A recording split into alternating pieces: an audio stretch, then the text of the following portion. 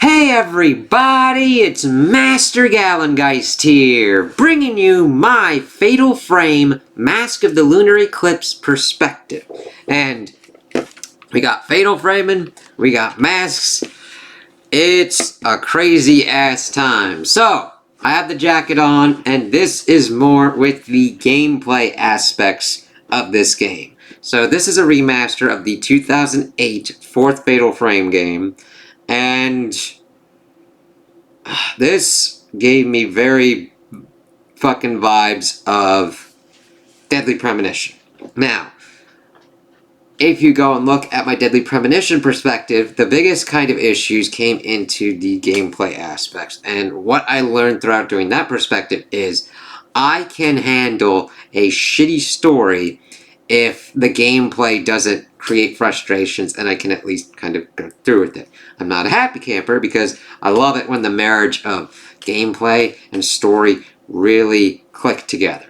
Now, with this one, it's the gameplay design and the control aspects that got nutty doodah. I mean, I had to fucking turn the sensitivity up to be able to do shit for like camera turning. However, the story is at least interesting and intriguing and does not have incest ghost babies this time. So, positive. But it's kind of weird because that is the later game, which makes me go, oh, don't, please don't have that kind of shit going on in future kind of games. And I don't know if I would continue doing stuff with future installments or going back with later installments because I do not like the gameplay design of how the controls work in this. Granted, I understand trying to create atmosphere and tension, but when we've got these three characters of Rukia, Choshiro, and Misaki, and how they run is just... I've never seen people run like this before. Especially in a, like, I'm a ghost situation, and I'm about to kill your ass. Book it and book that shit. Like, book! Granted, I think it would be interesting to have a faster kind of running option. However, you start going crazy and are, like, harder to control. So you'd have to do some kind of thing to, like, make sure that you don't freak out and trip yourself.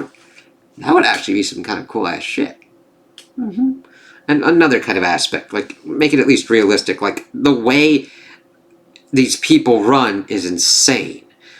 And the thing is, I still do have problems with the story. Because mainly, we follow Chishiro, who has a flashlight. Now, granted, his gameplay aspects weren't completely nutty because it's pretty much the easiest one, and you just, like, flash destroy the ghosts, which I'm like, okay, at least I don't have to follow a fucking ghost around the room at this rate. And the thing is, I understand the camera aspects and everything, but you're literally put into situations where it is just annoying and frustrating to actually deal with these ghosts. Like, trying to get them to come out of walls is just like, alright, we are now lengthening the time I'm in this game for stupid reasons. Going after items, having to work out if a ghost is going to grab you and then you lose the items. It's like, okay, I understand the immersion in the atmosphere, but then it just gets to a kind of tediousness where you're like, this adds another barrier to me of wanting to play the game. However, I did finish it. So, where do we want to go? Where do we want to go? Where do we want to go? Let's hit the gameplay aspects first and then go to the story because I don't like the gameplay aspects and I can explain that better and then I can go into the weirdness that goes on with the story before trying to wrangle it and try and distill what's kind of going on and why I like the main points of this story, even though it has aspects of kind of Soulsborne, Destiny kind of stuff where I have to go outside the fucking game to understand what's fucking going on. So, gameplay-wise, the biggest kind of issues are transversal speed of, like, the running kind of taking me out of it. It's not the biggest kind of thing, but it's like, Then I have to mess with it to make sure that my camera can move around at a certain speed, because there is a difference between creating an atmosphere and kind of going completely to, like going, and then you have to jack it up so you're like, rah, rah. to make it usable. If I have to jack it up to the highest... Now, I understand that they're at least giving it so people don't get motion sickness. I'm not attempting to do that. It's just... I'm wondering why the fuck would we be using this at a certain kind of instance when it's just creating more frustration of how to capture the ghost. Because when you get into boss battles, that's where it gets to be the biggest fucking issue, because you got to fight the camera and the room sometimes that you're in. When you're fighting Ayako, this crazy little girl ghost, she's flying around the whole room and everything, and it's just, fuck me, and trying to like get her on and trying to, it's more that I'm fighting the controls to actually do what I need to do, more than skill, if that makes any kind of sense, because I can understand being a bad first-person shooter dude. Granted, I'm mediocre at best. But going into Halo, it's like, okay, when I'm fighting against other people, I understand that they got better skill than me, or better internet. I understand that there's other things outside of my control when there's a kind of like a lag thing going on. Here, I'm like, okay, I'm getting my stuff lined up. I'm trying to get this to lock on. It's just being completely and utterly frustrating to do this. And then you have to fight her in an even smaller room. That's like you gotta goad her out and wait her out to get to a certain kind of bit. And trying to get a fatal frame in this was just nutty. I'm like, come on, come on, come on. Fuck, fuck, fuck, fuck, fuck. And it just didn't make me want to play the game. Now granted, I could be bad at it. Totally understandable. You can have that criticism. You just suck at the game. I'm like, sure, okay. I can work with that. And then I just won't play it. And that's kind of where I'm kind of at the aspect of playing these kind of Fatal Frame games. Because it's just, it introduces frustration. And that's not my main objective when I play a game. I play a game to have fun. And the thing is, playing through the controls and having to fight them on, like, getting on, locking onto them, working my way around the room, it's just tedious. And I can understand why they made the design control decisions they did. It's kind of reminiscent to when you're playing Resident Evil and you've got your tank controls. It's how they were able to kind of build the world. And I would say if people don't like tank controls and the fixed kind of perspectives, I totally get that. I can understand hitting on that negative. I just think that the controls here introduce more problems than they need to. Now, granted, the story also introduces problems as well. But not to the extent that it completely... We don't get Ghost Incest, baby. That... I had more issue with the clarity of the story and everything. But the gameplay aspect, I'm learning, I'm upgrading my camera, and I'm usually just stuck in a place of like, it's more of the designers being like, instead of making the ghosts interesting and giving them better kind of attack patterns that you have to utilize your skills, your camera, I barely utilized the fucking lenses. I just pretty much tried to get more power to my camera. I utilized the infinite film most of the time, except at the end when I used the most uber powerful and fucking three-shotted the boss and able to like the final boss of the game with fatal frames and shit. I mean, I got better at the fatal frames. It's just figuring out the timing and what's kind of going on. Because sometimes I'm like, I hit that with a fatal frame and that should have worked.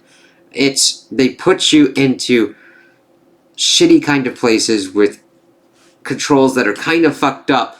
And you're like, here, do it. It's like, that's not gameplay design that I like. And there's been better gameplay design that I've seen with regards to that kind of stuff. Pretty much also in kind of other survival horror games as well. Granted, not like this, because Fatal Frame is unique. I mean, talking with Reaver of Jill Sandwiches, we're into survival horror. You don't get really a lot that are done with a camera like that, and that is pretty much what drew me to it. I'm like, this is interesting, you're capturing ghosts, you're doing this kind of stuff. But the thing is, the sticking point, it seems to be, is how it controls and how to create that challenge throughout the series. And even though I've only played 2 of them, granted, I have a small fucking sample size, and I would have started 1, 2, 3, and all that, but hey, fuck game preservation and allowing us to be able to get other kind of games like that. Granted, they're not as bad as Konami, but hopefully they are seeing that this franchise is an important one because of it doing the camera and actually work with doing different kind of aspects, because I didn't feel challenged with the bosses. I just felt annoyed because of rooms, or mainly rooms, so because of how I had to deal with the controls. That was my biggest kind of thing. And when I get to that kind of level where the basic kind of control scheme of how I interact with the game, that really pulls me out. Like having to fight the shit that was going on in Deadly Premonition of what's going on with the cars, what's going on with how to move around the world, how to utilize weapons and everything. That was on a worse level. I was like, what the fuck, man? This one introduced frustrations and was like, why is this working like this? More so than, is this working? So, those are my kind of tiers. I'm not saying it is completely on Deadly Premonitions level, trying to make that as clear as possible. But it had the same kind of frustrations for me of trying to figure out what's going on here, because you got Aiko and having to deal with her flying at you and all that, and then going to smaller kind of rooms is like, oh, okay. And then dealing with Ruka's father, oh my god, that was fucking stupid, because you fight him and then they boss spam his ass towards the end with a fucking lighthouse, and you just have to keep fighting him in a shittier kind of place, and I'm like, what the fuck? Like, did we have no other ghosts? Could we have not done something else? It literally was like copy paste. Like, let's fuck with them. It's like that. I don't believe that's good game design. So, and then at the end, I'm just like, boom, thunder screwed the last final boss. I'm like, all right, let's just get this done and get out of here. All right. So, we've got our main characters. We see that Ruka and Misaki were part of a group of 5 little girls that were kidnapped and then found in this chamber on Rogetsu Island, which is evidently an island south of Honshu. And evidently, this was in the 1970s. I played this game and didn't fucking know that. I have to look at the Wikipedia to see that kind of stuff. That's like, and listen, I did not skip notes and voiceovers and shit. I got all that shit. And I still didn't know that this was set in the 1970s. I didn't know what was going on with the timeline-wise of Misaki and Ruka and Chishiro until the end, and even then I had to look at and be like, oh, what the fuck? Because we get the story told throughout these 3 characters, but we aren't as clear on it of how it lines up timeline-wise with them until the end. And when I get to the end, I'm like, they should have just had Ruka as the main character and just had her dealing with this stuff, because the other characters really didn't add much. And if anything that they did add, they could have just been done with Ruka dealing with them and then getting certain kind of cutscenes interspersed, because Misaki had a connection with Sayuka, and Chishiro had a connection with Uruka's mother, Sayaka. Sorry, they do sound the same and everything. And evidently, we get a fucking Sixth Sense kind of bullshit with Chishiro, which he's been dead for like 8 years, and all of it, I'm like, why the, what? Okay. So, Rogetsu Island has this like Kagura festival kind of thing, but they also have this rite of descent, which is then connected to this whole kind of concept of what they have with the moon and Mask of the Lunar Eclipse. Their whole kind of belief system centers around that all souls come and go through the moon, and it's connected to this realm, and that they do this dance to have a vessel, which is accompanied by 5 other organs, which are pretty much just like perfected virginal kids and everything like that, and they do all this kind of music stuff for a dance, and then the vessel becomes like one, well, not one, but becomes emptied to where they can like flow to the moon and flow other souls back and everything like that. It's almost kind of like kind of a purification, releasing kind of ritual. And then there's also guardians involved, which factors more into Ruka's lineage of being able to utilize moon sounds. And that doesn't really come into effect until pretty much the last bit of the game. You do mess around with piano bits, which that's the extent of like the puzzles. Another thing for the things, the puzzles in here aren't really that good. They're not very varied and they're not very challenging. You do a lot of stuff with the piano Peruka. You've got some fucking sliding kind of things with other things, and you got certain kind of switches. In survival horror, I do believe that puzzles do play an important kind of bit. And granted, Resident Evil's the one that usually has king for that kind of stuff because they're varied and sometimes they're just like, what the fuck's kind of going on here? These, it was just like, all right. I didn't find any that were like completely and utterly nutty, except for one where you like found one and trying to like get it to like work out was just like, it's randomized all the time. So even if you look at a guide, it's like, fuckity doo da, fuckity day. Let's see if I'm here for like another half day. But even then, I was just like, I kept going and got through with it. So I do like the interesting aspect of them having this kind of ritual, but the thing is, they also have a sickness that kind of deals with this because the soul is tied with memories and kind of pretty much the identity of a person. And they've got this thing of moonlight sickness where people are more drawn to the moon. They lose memories. They start blossoming and budding and all this kind of stuff. And all the girls that were pretty much kidnapped have this kind of, or I don't know how clear it was, but they at least get the moonlight sickness, and they're trying to utilize this ritual to do it. Actually, Ruka's father was obsessed with making the Mask of the Lunar Eclipse, but we go, and it's not like this is the mask as much as we get the vessel having the mask of nothingness, and him just being completely and utterly obsessed with it, and not completely gaining access to the Hallowed Realm for power. Hallowed Realm? Something like that. To at least cure Ruka. The Hayabaras, like, Chishiro was chasing after, like, this dude, Hayabara. His sister was Sakuya, and she had moonlight sickness as well, but she had, like, the most severe case of it. So they used her for the rite of descent, and they also had the Kagura going on at the same time. According to the information that I'm reading from the Wikipedia, the whole reason the rite failed was because they performed both at the same time, and one had become like a tourist attraction that they were doing, and I'm just like, okay, it makes sense that that could happen, but it's not really clear. It's only clear that both rituals failed.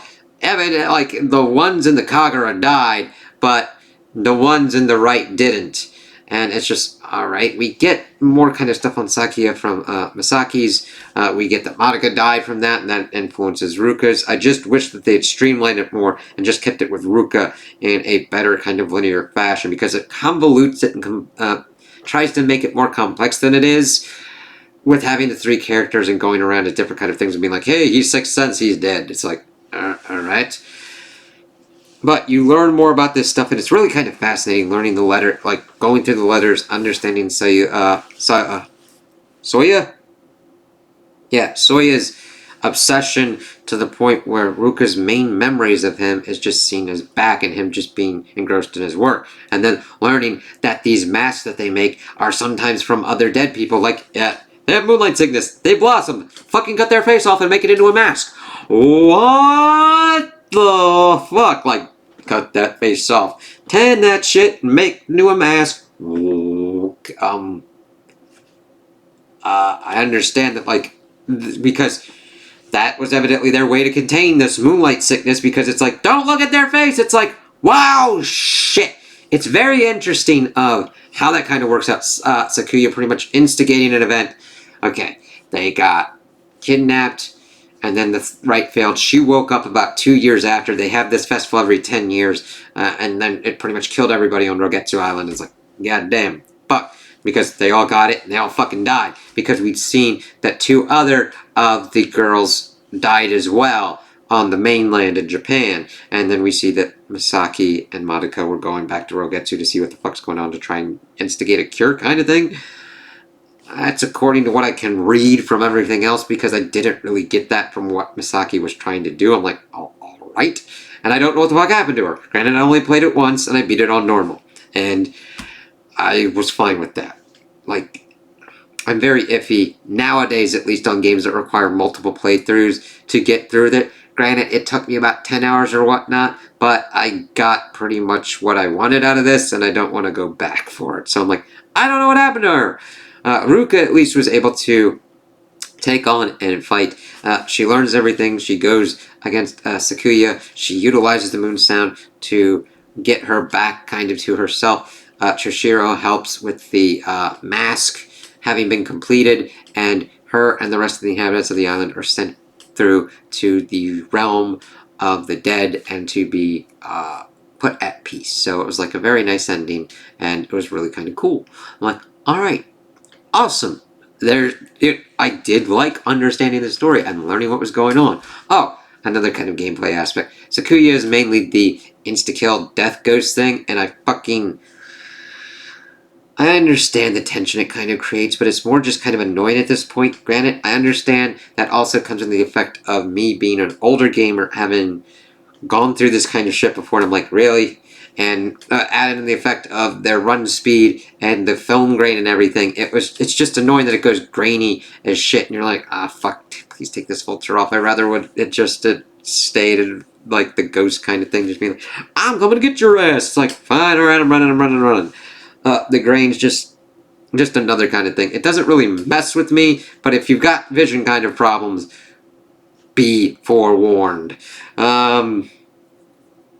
Yeah, the story, I liked learning about the rituals, the understanding of what they were trying to do with these things, why they stopped, why their elders had written kind of notes, understanding the high bars and how they worked with the infirmary, because that's where Chishiro mainly kind of has his kind of stuff before everybody kind of pretty much gets on the action and goes to these same kind of bits and bobs and places in there. So I really wish they just stayed at one character. I don't consider it complete asset reusal, but you do transverse a lot of the same ground as different characters, so that will get annoying quickly. Because it doesn't really change much between each character. It's not like you completely open up new areas. You mainly just go through the same areas. It's different characters.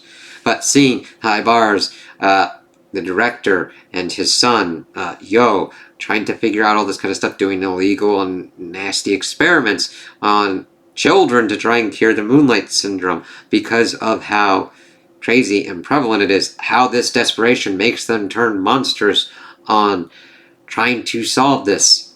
That's compelling storytelling. That's the stuff that I'm like, alright. Whereas in the game I previously played, but is the sequel to this one, all I can focus on is like Ghost Incest Baby. Like, it.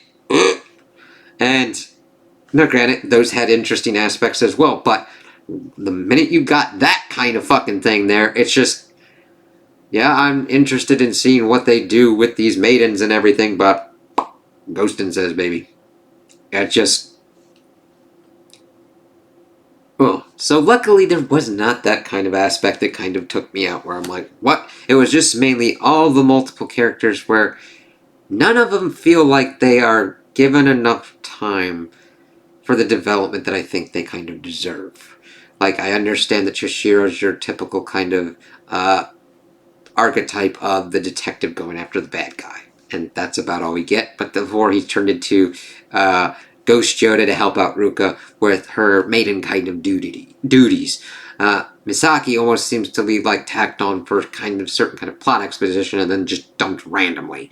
At least from what I got from the gameplay. Granted, playing through it again and getting more kind of information would probably change my outlook on that, but I couldn't really be asked for it. I'm like, then I gotta go through all this again. And I didn't want to. So, if there is stuff that kind of makes it better, I'm glad for it. Cool for it. I'm not trying to argue for people to hate this game or think that it's complete utter shit. I actually don't think that. I think that the controls are definitely screwbally as hell and definitely contributed to my not liking it. And I don't have any story kind of thing to argue with like Ghost and Sis Baby. It's definitely an improvement over that, okay? And I know I keep harping on it, but I mean, my biggest kind of issues go into the effect of like how I interact with it and how it takes me out of the game and what that kind of does with what I believe with gameplay and how it can draw people in or push them away and how that gives them a factor in with story. Again, like I said before, I can tolerate a shitty story if I have fun with the gameplay.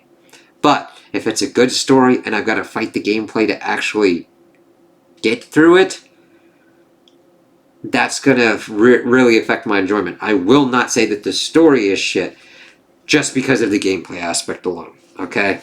I wouldn't be fair on that. I have other issues with it, but with like how the timelines work out, getting certain kind of information on what's going on in the story, but I liked how it delved into the system, really got systems of belief with the Rogetsu Island, lore, all that kind of stuff. It's really awesome, and I just wish that there were better ways of how they did it execution-wise. Granted, I have seen games do far worse execution and everything on that kind of front, so I still would recommend this for those that are into the Japanese survival horror genre. I would just say watch out for frustrations for gameplay of how to turn around, how rooms will fight you for room and everything, and trying to get the ghosts into a space so that way you can actually fatal frame their asses. I do think if you're really into like Japanese folklore and belief systems that you will get a lot out of this. Character-wise, you really won't get as much as I think you would hope because I do like characters and understanding of how they kind of factor into the plot and how they push and pull the plot forward. But I think this is more of a plot-dependent game. Not even so much that the plot demands that certain things happen, which is very rare. I just think it's more written as a plot thing happening, and the characters are kind of done with it. There was never a moment other than it's like, we need Misaki to kind of do certain kind of shit here, and that's kind of weird. I'm just thinking if there's actually any kind of plot demands elements in here, but I'm not getting any kind of one where, like, someone acted stupidly out of no kind of fucking reason.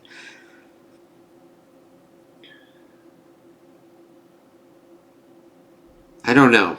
At least none of them are jumping to my usual kind of explanations, what I'd usually use for a plot demands. I think people would need to act more in character, more act like characters to do that.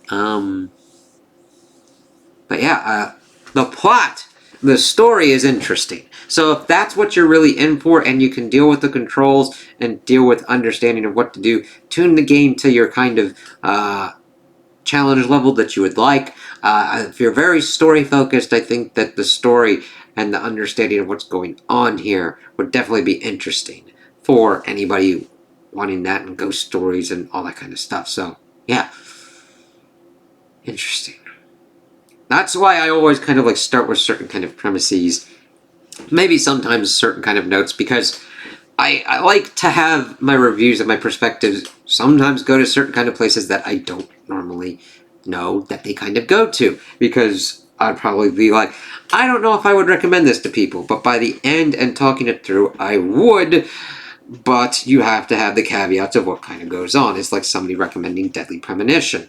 It has an interesting story, there's a lot of interesting weirdness to it, but gameplay-wise, it goes to a level where I wouldn't recommend it, but other people might because they don't view the design as that bad, and that if you go through it, you might be able to get some enjoyment out of it. That's kind of how I feel here. Even though I don't like how the gameplay is designed and controls with things, if you can get past it and it is not that big of a detriment or deterrent to you, I think you'd find enjoyment. So yeah, it's kind of weird. If you enjoyed this game and really liked it, I can definitely understand that, and I don't want to take that away from you with the problems that I have with it. That's always a thing that I want to watch out for with this, because when I talk about these things, and even since I've grown as my channel and learned and reviewed more things, my goal is never to shit on anything for somebody else.